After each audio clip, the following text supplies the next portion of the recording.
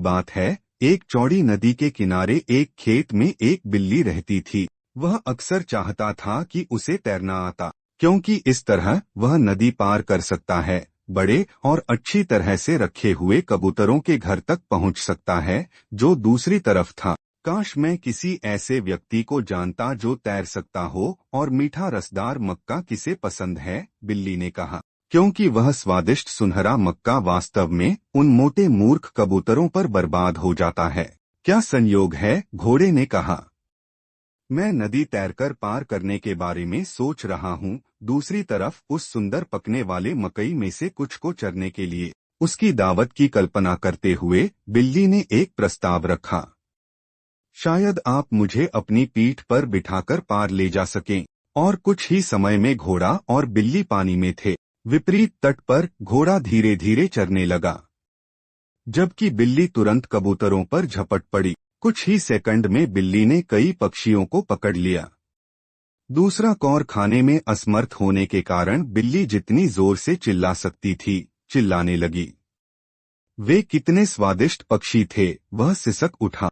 घोड़ा चिल्लाया, अभी भी चबा रहा था, लेकिन बिल्ली भयानक शोर मचाती रही। शोर कम रखो, घोड़े ने फुफकारते हुए कहा। उसका मुंह मकई से भरा हुआ था। अगर गांव वाले उस भयानक रैकेट के बारे में सुनेंगे तो बाहर आ जाएंगे और वे हमें हर तरह का नुकसान पहुंचाएंगे। मैं इसमें कुछ नहीं कर सकती, मेरे दोस्त, बिल्ली चिल्लाई। उसकी आंखों से अभी भी आंसू बह रहे हैं। मैं हमेशा खाना खाने के बाद ऐसा करता हूँ। यह बिल्कुल वैसा ही है जैसा मैं हूँ।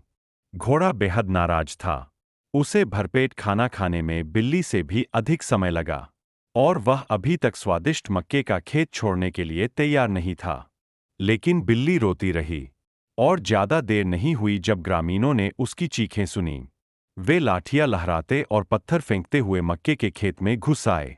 घोड़े को खाना बंद करने के अलावा कोई विकल्प नहीं दिया गया। उसकी पीठ पर बिल्ली के साथ वह एक बार फिर नदी पार करके भाग गया। तुमने सब कुछ बर्बाद कर दिया है, घोड़े ने अपने साथी से शिकायत की। अब हम वापस नहीं जा सकते और मैं अभी भी भूखा हूं। मैंने तुमसे कहा था, टपकती बिल्लियां हाफते हुए बोली। जैसे ही वे नदी तट पर पहुंचे, यह बिल्कुल वैसा ही है जैसा मैं हूं। यह मेरी आदत है।